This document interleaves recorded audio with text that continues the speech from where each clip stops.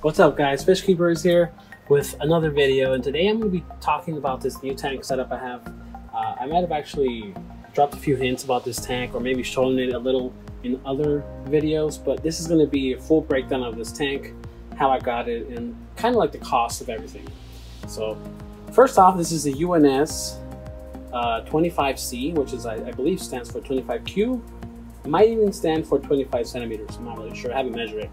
But it measures roughly 10 inches by 10 inches by 10 inches. I think technically it's like 9.7 or something like that. So 10 inch by 10 inch cube, 4 gallons. I was originally going to go with 30C, but once I got to the store, I saw the 30C. I figured maybe that was too big, because that's more of a 7-gallon tank, way more area.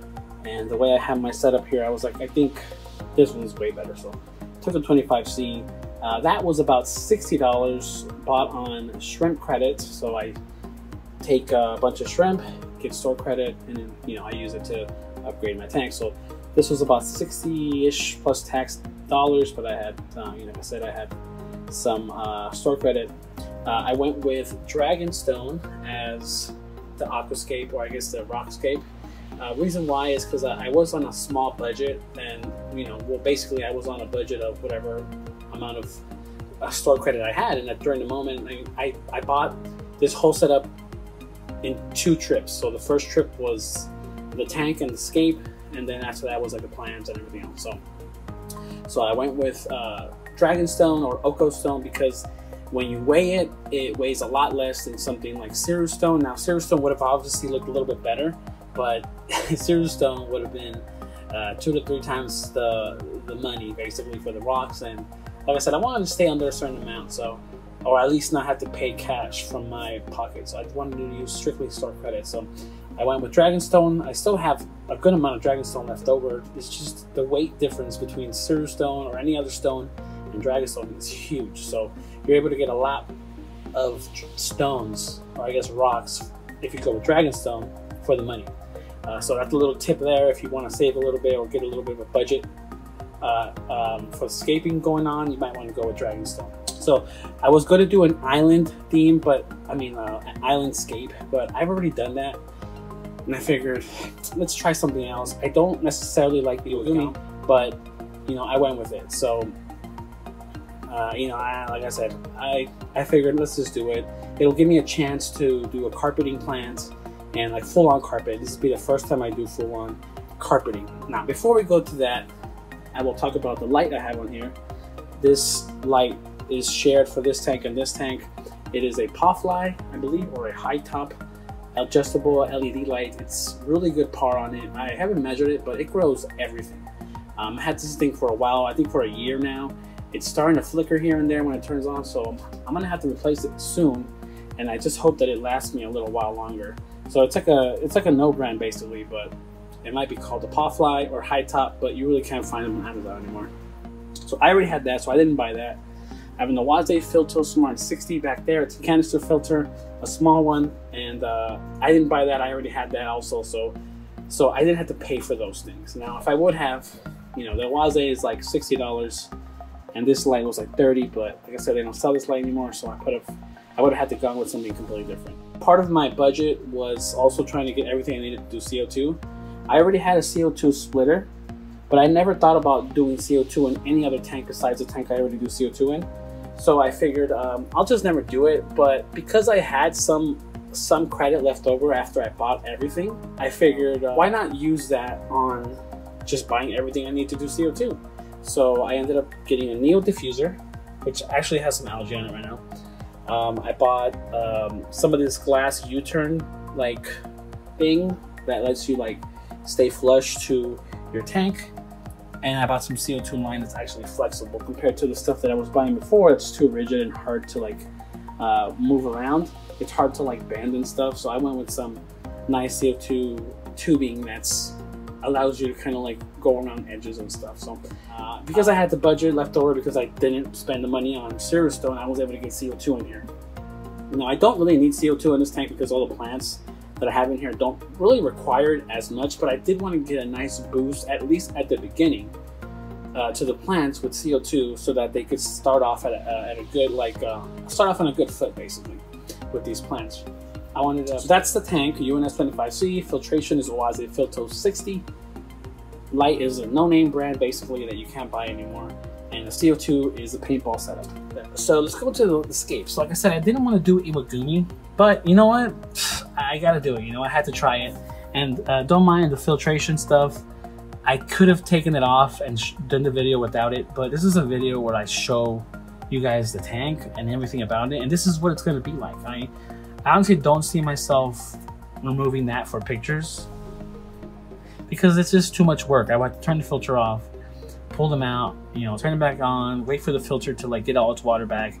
It's just too much effort, so I figured you guys get to see it how it is. And honestly, like, it looks good, especially from the angle that I look at it. I mean, I don't even see the filter from here that much, so I don't really mind. So Dragonstone, the plants I have in here are Dwarf's, Dwarf Sag in the middle right there, and a little bit right there.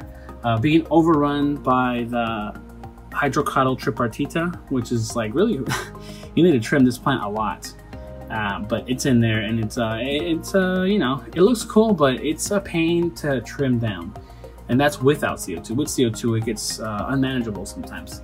And in the bottom, I have dwarf hairgrass. And I've never done a carpeting plant, I think at all really, and maybe sturgeon repens, but that was so hard for me to grow, even with CO2, that I never really thought it was actually successful. This is the first time I'm actually seeing some nice growth and some filling in. I've had this tank set up since November, I believe, and haven't really, I mean, didn't put any kind of fish in here until middle of January, which is like right now. Maybe like, I think 3 weeks ago I put fish in here, so it's been running for a while, fully cycled. Like I said, the dwarf chainsaws are filling in pretty well. Like I said, the CO2 was just, I just really wanted to get these guys started. I didn't want these guys to die out on me. Now I do see a little bit of this, but that's actually how I bought it. Half of this hair grass I already had in tanks, split up into different tanks, and I never really got growth. I just got them to stay healthy. And then I went and bought the other half from a local fish store, and that one came with some of the orange blades. But so that's the plant matter, or the plants. There is some like just rogue plants back there, the Sterigine repens back there with some moss. That will be removed eventually, but for now I'm gonna leave it in there. Went with green neon tetras. Never kept these guys. These guys are beautiful. There's 6 of them. I actually thought that maybe I would lose some when I bought them. About 6, I figured, hey, you know, they're tetras, they're neon tetras, they might die, but none of them died. They're doing great in here. So these are green neon tetras. Originally was gonna go with Galaxy Rasboras, or Celestial Pearl Danios, but I'm gonna have shrimp in here, and I figured I'd rather have something that's not gonna be in the bushes with the shrimp. So I went with these guys instead. Beautiful, beautiful fish. They were already at my local fish store for about a couple weeks, so I knew they were fine. And it shows, because when I brought them in, I lost none of them. So eventually, when they do get bigger, I'm gonna move them to my UNS 5N, just because there's more swimming space. And I'll move all the Chili Rasbora that I have over there to this tank. So that'll be a nice little update later in the future. Now, as far as shrimp goes, I'm undecided what I'm gonna do with the shrimp in here. I did originally start with Orange Sakura, and I have, you can see one guy back there, he's a male. I got that guy and 2 females because my budget was, well, after I started buying some CO2 stuff, my budget got really thin. And I was only able to afford to get a few shrimp, and I didn't feel like waiting. I wanted to just start the shrimp. I went with Orange Sakura shrimp and lost one, like almost immediately. One of the females, and the other female is actually buried right now.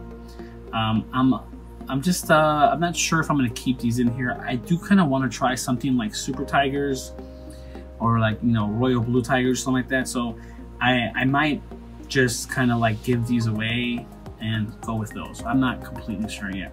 It all depends on if I have store credit, or if I happen to have sold some plants or something and I find a good deal, then I might just jump on it. So the shrimp for now are going to be left alone. This is 2 shrimp in here.